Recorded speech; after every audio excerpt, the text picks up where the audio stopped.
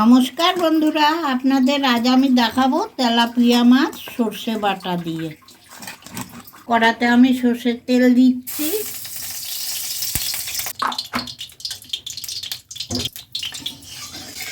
আমি তেলাপিয়া মাছটা কড়াতে ছেড়ে দিলাম।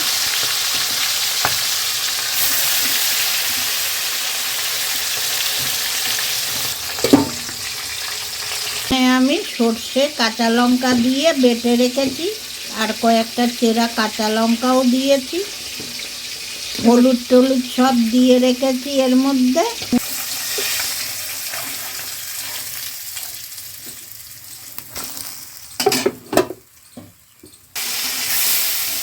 তেল দিচ্ছি আমি ওই মাছ ভাজার তেলেতেই,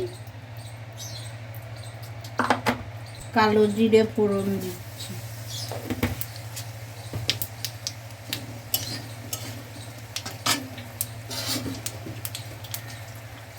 এবার আমি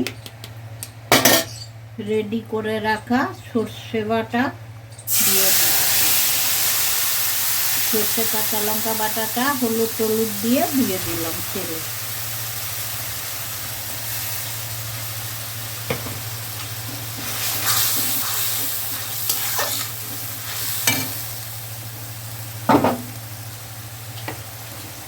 নুন দিচ্ছি।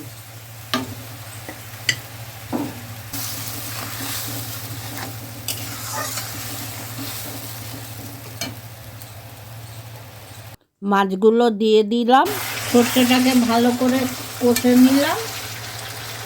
এবার আমি জল দেব।